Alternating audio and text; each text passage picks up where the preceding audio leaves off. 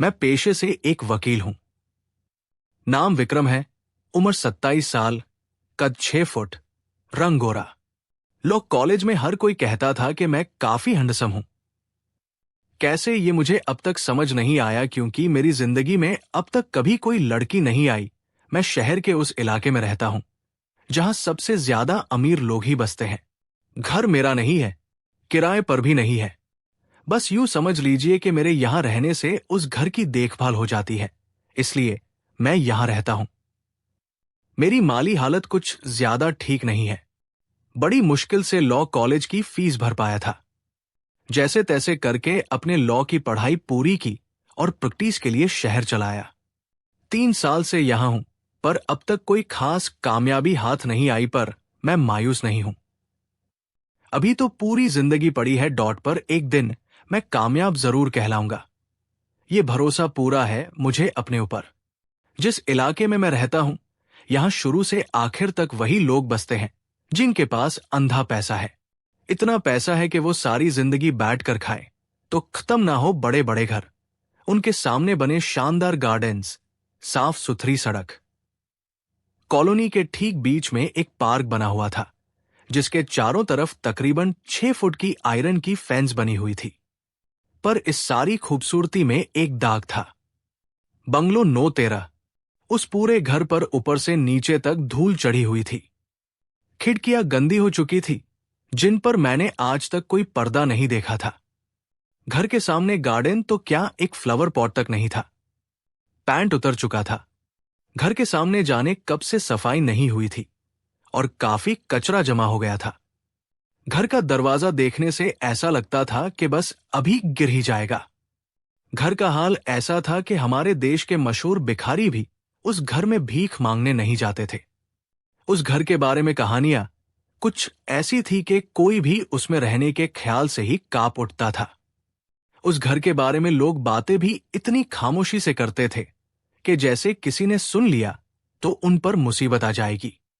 कहा जाता था कि उस घर पर काला साया है और कोई भटकती आत्मा उस घर में निवास करती है, और इसी वजह से पिछले 20 साल से उस घर में कोई रह नहीं पाया था। कुछ इन कहानियों की वजह से, कुछ अकेलेपन, कुछ पुरानी खस्ता हालत की वजह से उस बंगलो को भूत बंगलो के नाम से जाना जाने लगा था।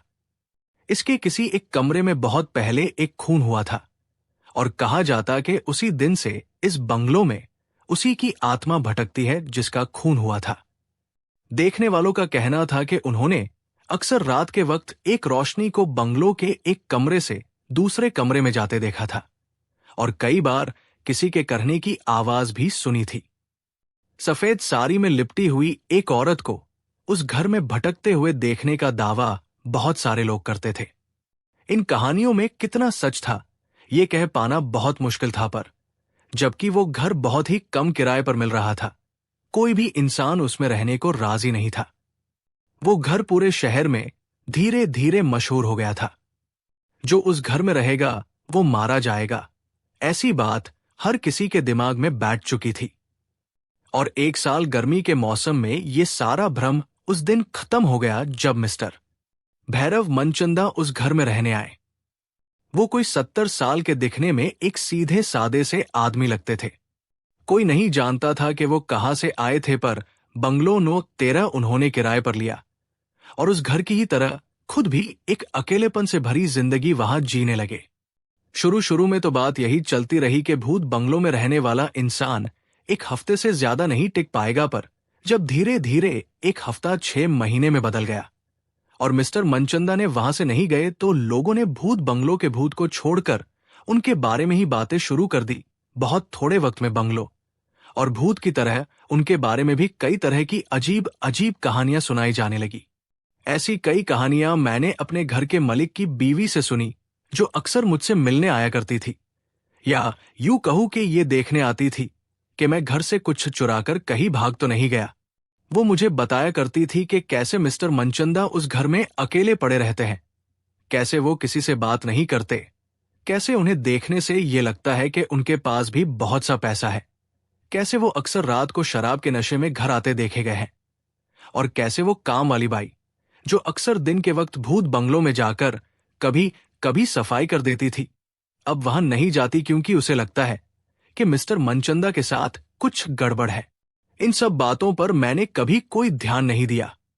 मेरा सारा ध्यान तो बस इस बात पर रहता था कि मैं कैसे अपनी जिंदगी में कामयाबी हासिल करूं। और इसी सब के बीच एक दिन मेरी मिस्टर मनचंदा से मुलाकात हुई। वो मुलाकात भी बड़ी अजीब थी। नवंबर की एक रात मैं लेट नाइट शो देखकर अकेला घर लौट रहा था। चारों तरफ गहरा कोहरा था। शहर की सड़कों पर हर गाड़ी की स्पीड धीमी हो गई थी, और क्योंकि वो इलाका जहां मैं रहता था, कल्प रेसिडेंसी, पेड़ों से घिरा हुआ था, वहां कोहरा कुछ ज्यादा ही गहरा था।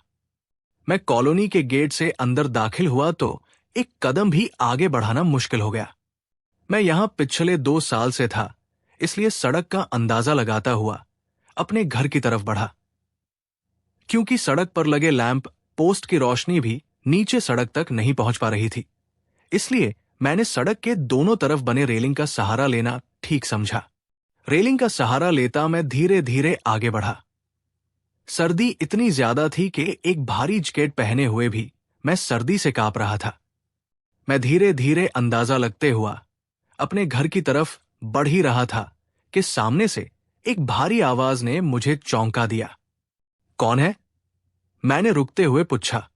एक खोया हुआ इंसान, फिर वही भारी आवाज आई, एक भटकती आत्मा जिसे भगवान माफ करने को तैयार नहीं है। मैं ऊपर से नीचे तक जम गया। ध्यान से देखा तो सामने एक साया कोहरे के बीच खड़ा था। उसके दोनों हाथ सड़क के किनारे बनी रेलिंग पर थे, और उसने झुककर अपना चेहरा भी अपने हाथ पर रखा हुआ। मैंने धीरे से आगे बढ़कर उस आदमी के कंधे पर हाथ रखा, पर वो वैसे ही झुका खड़ा रहा। अपना सर अपने हाथों पर रखे ऐसे रोता रहा जैसे किसी बात पर पछता रहा हो। आवाज में दर्द साफ छलक रहा था। क्या हुआ? कौन है आप? मैंने कंधे पर अपने हाथ का दबाव बढ़ाते हुए पूछा। शराब उस आदमी ने वैसे ही झुके हुए कहा, मैं एक सबक हूं हर उस इंसान के लिए जो नशा करता है, वो इंसान जो अपनी जिंदगी को सीरियसली नहीं लेता, हर वो इंसान जो रिश्तों की कदर नहीं करता, वो जिंदगी जो अपनी समझ नहीं पाता। मैं एक सबक हूं उन सब के लिए। आपको घर जाना चाहिए, मैंने कहा। मिल ही नहीं रहा, उस आदमी ने कहा। यही कही है पर कहा है समझ नहीं आ रहा। मुझे पता ही नहीं कि मैं कहां हूं। आप इस वक्त कल्प रेसिडेंसी में हैं। मेरा हाथ अब भी उस आदमी के कंधे पर था, और वो अब भी वैसे ही झुका हुआ था। Bungalow no 13 inch. वो आदमी सीधा हुआ। इस कोहरे में बंगलो नो 13 नहीं मिल रहा। वहां जाना है मुझे। ओह, मैंने उस आदमी को सहारा दिया। मेरे साथ आइए मिस्टर मनचंदा, मैं आपको घर तक छोड़ आता हूं। जैसे ही उनका नाम मेरे जुबान पर आया, वो फौरन 2 कदम पीछे को हो गए और मेरी तरफ ऐसे देखने लगे जैसे मुझे पहचानने की कोशिश कर रहे हों। आंखें सिकुड़कर मेरे चेहरे की तरफ घूरने लगी। कौन हो तुम? मुझसे सवाल किया गया। मुझे कैसे जानते हो? मेरा नाम विक्रम है, यही कल्प रेसिडेंसी में ही रहता हूं। आपने बंगलो नो 13 का नाम लिया तो मैं समझ गया कि आप हैं मिस्टर मनचंदा, बंगलो के किराएदार, मैंने जवाब दिया। बंगलो का भूत कहो। उन्होंने मेरे साथ कदम आगे बढ़ाए। जिसकी हालत भूत से भी ज्यादा बुरी है। भूत से भी ज्यादा बुरी? मैंने उन्हें सहारा देते हुए कदम आगे बढ़ाए। मेरे गुनाहों का सिला बेटे, मैं आज वही काट रहा हूं जो मैंने कभी खुद बोया था। मेरे साथ। अचानक उन्हें जोर से खांसी आई और बात अधूरी रह गई। मुझे उनकी हालत पर काफी तरस आया। बंगलो में इस हालत में रात भर उन्हें अकेला छोड़ना मुझे ठीक नहीं लग रहा था, पर मैं इस बात के लिए भी तैयार नहीं था कि भूत बंगलो में मैं उनके साथ पूरी रात रुक जाऊं। कहाँ ले जा रहे हो मुझे? उन्होंने सवाल किया। आपके घर, मैंने जवाब दिया। तुम उन लोगों में से तो नहीं हो ना? उन्होंने फिर मेरे चेहरे की तरफ देखते हुए सवाल किया। किन लोगों में से सर?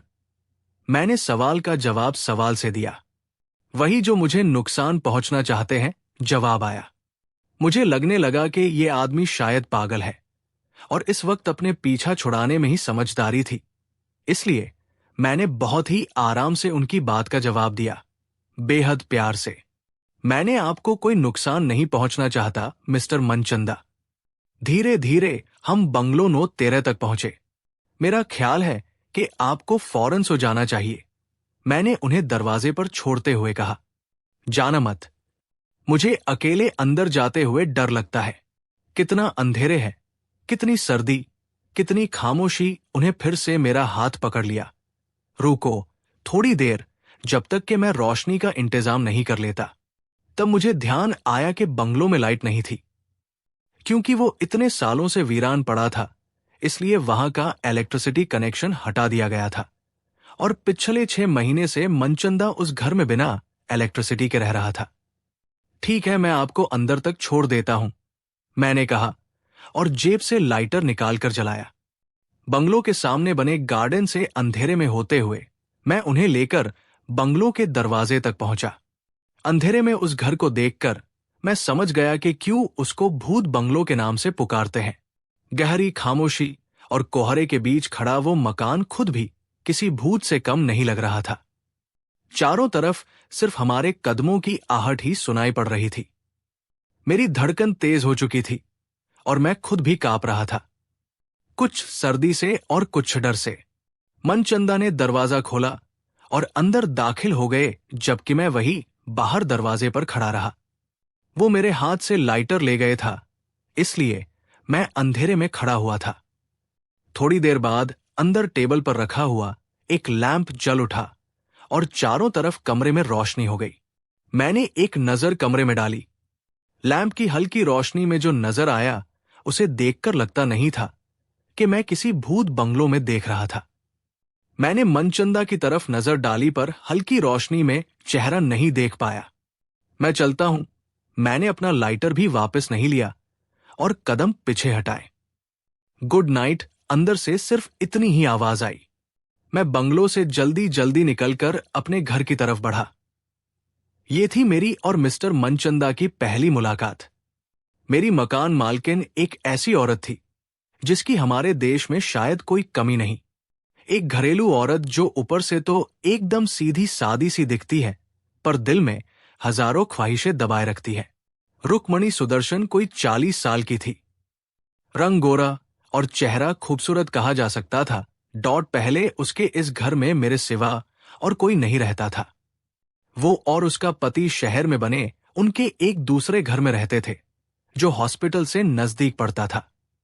मिस्टर सुदर्शन की तबीयत काफी खराब रहती थी, जिसकी वजह से उन्होंने अपनी जिंदगी के आखिरी 10 साल बिस्तर पर ही गुजारे थे। उनके गुजर जाने के बाद रुक्मणी ने वो घर बेच दिया और यही इस घर में मेरे साथ शिफ्ट कर लिया था।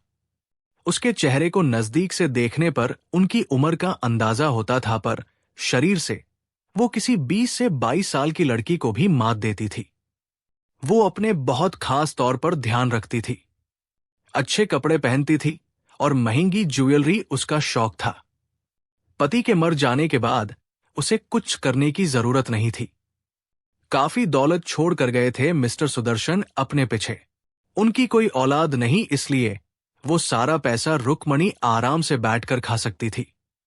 वो ज्यादातर वेस्टर्न आउटफिट्स में रहती थी और तंग कपड़ों में उसका शरीर अलग ही निखरता था।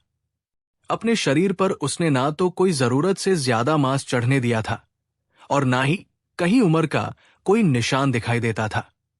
सच कहूं तो मैं शक्ल सूरत से अच्छा दिखता हूं, इस बात का सबूत भी उसने ही पहली बार मुझे दिया था।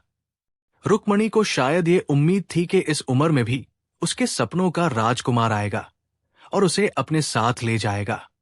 वो इसी उम्मीद पर जिंदा भी थी। अपने आप को हर तरफ से खूबसूरत दिखाने की वो पूरी कोशिश करती थी और शायद मुझमें उसे अपना वो राजकुमार नजर आने लगा। शुरू तो सब हल्के हंसी मजाक से हुआ, पर ना जाने कब वो मेरे करीब आती चली गई और हम दोनों में रिश्ता बन गया। अब हकीकत ये थी कि वो दिन में तो मकान मालकिन होती थी, पर रात में मेरी प्रेमिका। इन सब बातों के बावजूद वो दिल की बहुत अच्छी थी, हमेशा हंसती रहती और जिस तरह से वो 24 घंटे बोलती रहती थी, वो पूरे कल्प रेसिडेंसी में मशहूर था। मैं जानता था कि वो दिल ही दिल में मुझे चाहती है, पर उसने कभी खुले तौर पर कभी ऐसा कोई इशारा नहीं किया और ना ही कभी ये जाहिर किया कि वो मुझसे शादी की उम्मीद करती थी। उसके लिए बस मैं उसका सपनों का वो राजकुमार था जिसे वो शायद सपनों में रखना चाहती थी। शायद डरती थी कि अगर उस सपने को हकीकत का रूप देना चाहा तो शायद सपना भी बाकी ना रहे। मैं उसके घर के सबसे बड़े कमरे में रहता था और किराया उसने मुझसे लेना बंद कर दिया था। उल्टा वो मेरी हर जरूरत का ऐसे ख्याल रखती जैसे मेरी बीवी हो। सुबह मुझे जगाना, नाश्ता बनाना, मेरे कपड़े ठीक करना और रात को फिर से चुपचाप मेरे कमरे में आ जाना। ये हर रोज का रूटीन था। ना इससे ज्यादा कभी उसने कुछ कहा और ना ही मैंने। वो शायद एक अच्छी बीवी बनती और एक अच्छी मां भी, पर वक्त ने ये मौका दिया ही नहीं। उसे कल प्रेसिडेंसी के बारे में सब पता होता था। अक्सर खाने के बीच किसके यहां क्या हो रहा है वो मुझे बताया करती थी। ऐसा लगता था जैसे वो कोई चलता फिरता न्यूज़पेपर है। मैंने फैसला किया कि मनचंदा के बारे में अगर कोई मुझे बता सकता है तो वो रुक्मणी ही है। उसे जितना पता होगा उससे ज्यादा किसी को पता नहीं होगा। मैं दिल में सोचा कि एक बार उससे बात करूं। उस रात मैं नहाकर बाथरूम से निकला तो रुक्मणी मेरे कमरे में लगे फुल लेंथ मिरर के सामने खड़ी बाल ठीक कर रही थी। वो मेरी ओर देखकर मुस्कुराई और फिर से अपने बाल बनाने लगी। खिड़की की तरफ से आती हल्की रोशनी में वो किसी बला से कम नहीं लग रही थी। थोड़ी देर बाद मैंने पूछा, बंगलो 9-13 के बारे में आप क्या जानती हैं? हाँ, उसने चौंकते हुए अपनी आंखें खोली और मेरी तरफ देखा। बंगलो 9-13, आप जानती हैं कुछ उसके बारे में? उसने हाँ में सर हिलाया। क्या? मैंने फिर सवाल किया। सब कुछ। भूत बंगलो है, वो एक आत्मा निवास करती है वहां। पर आप क्यों पूछ रहे हो? वो भी इस वक्त? आत्मा? मैंने उसके सवाल का जवाब दिए बिना कहा, कौन मनचंदा? मेरी बात सुनकर वो हंस पड़ी और उसने अपनी आंखें खोली। मेरा वो मतलब नहीं था। वो बेचारा तो अभी जिंदा है पर है अजीब, और उससे बड़े अजीब आप हो जो इस वक्त ऐसी बातें कर रहे हो। अजीब क्यों है मनचंदा? मैंने मुस्कुराते हुए पूछा। अजीब ही तो है, रुक्मणी बोली। कहां से आया है कोई नहीं जानता। ना किसी से मिलता है, ना बात करता है, ना किसी को कुछ बताता है। तो इसमें अजीब क्या है? मैं बोला, अगर कोई अकेला खामोशी से रहना चाहता है तो ये उसकी मर्जी है। खामोश वो रहते हैं जिन्हें पास छुपाने को कुछ होता है, और जिस तरह से वो मनचंदा रहता है उससे तो लगता है कि या तो वो कोई चोर है या कोई गुंडा या कोई खूनी। और ऐसा किस बिना पर कह सकती है आप? मेरे इस सवाल पर वो भी खामोश हो गई। शायद समझ नहीं आया कि क्या जवाब दिया। फिर थोड़ी देर बाद बोली, वो उस भूत बंगलो में रहता है। तो क्या हुआ? कोई कहाँ रहना चाहता है ये उसकी अपनी मर्जी होती है। ऐसे इलाके में जहां इतने अच्छे घरों के लोग रहते हैं वहां इस अंदाज में रहने का कोई हक नहीं है। मिस्टर मनचंदा कोड़ोट, वो जिस घर में रहता है उस घर तक की फिक्र नहीं है उसको। सिर्फ 2 कमरे साफ करवा रखे हैं, एक बेडरूम और एक ड्राइंग रूम। बाकी कमरे ऐसे ही गंदे पड़े रहते हैं। और वो बाई जो वहां काम करने जाती है कहती है कि शराब बहुत पीता है आपका वो मनचंदा। खाना भी होटल से मंगाते हैं। ना वो न्यूज़पेपर पढ़ता, ना ही उसका कोई लेटर आता, ना वो किसी से मिलते। सारा दिन बस घर में पड़ा रहता है और रात को उल्लू की तरह बाहर निकलता है। अब आप ही बताओ कि कोई उसके बारे में क्या सोचे। हो सकता है वो अकेला रहना चाहता हो, मैंने कहा तो रुक्मणी इनकार में सर हिलाने लगी। इसमें गलत क्या है? मैंने फिर सवाल किया। शायद नहीं है, पर फिर उससे मिलने जो लोग आते हैं वो कहां से आते हैं? क्या मतलब? मैंने पूछा। मतलब ये कि उससे मिलने कुछ लोग आते हैं पर वो सामने के दरवाजे से नहीं आते। बंगलों में एक ही दरवाजा है सामने की तरफ, और उसके ठीक सामने पुलिस चौकी है जहां एक पुलिस वाले 24 घंटे रहता है। हाँ तो? मैंने बोला, तो ये कि उस पुलिस वाले ने मनचंदा को हमेशा अकेले ही देखा है। वो हमेशा अकेले ही घर के अंदर जाता है, पर रात को उस पुलिस वाले ने अक्सर घर की खिड़की से 2 से 3 लोगों के साए देखे हैं। अब आप ही बताओ कि वो कहां से आते हैं? शायद पीछे के दरवाजे से? नहीं, बंगलों में पीछे की तरफ कोई दरवाजा है ही नहीं। पीछे की तरफ एक यार्ड बना हुआ है जिसके चारों तरफ फेंस लगी हुई है। बंगलों में जाने के लिए सामने के दरवाजे से ही जाना पड़ता है, पर जो कोई भी उस आदमी से मिलने आता है वो दरवाजे से नहीं आता। रुक्मणी एक सांस में बोली। शायद दिन में आए हो, मैंने सोचते हुए कहा। नहीं, वहां 2 ही पुलिस वालों की ड्यूटी लगती है। कभी एक दिन में होता है तो कभी दूसरा रात में। शिफ्ट चेंज करते रहते हैं आपस में, और उन दोनों में से किसी ने भी कभी किसी वक्त किसी को बंगलों में जाते नहीं देखा। पता किया है मैंने, तो हो सकता है कि मनचंदा के साथ कोई और भी रहता हो वहां। मैंने फिर सोचते हुए कहा। बिल्कुल नहीं, उस घर को उसने अकेले ही किराए पर लिया है और कोई नहीं है वहां। इस बात का सबूत है वो काम करने वाली बाई जो अक्सर सफाई के लिए बंगलों में जाती है।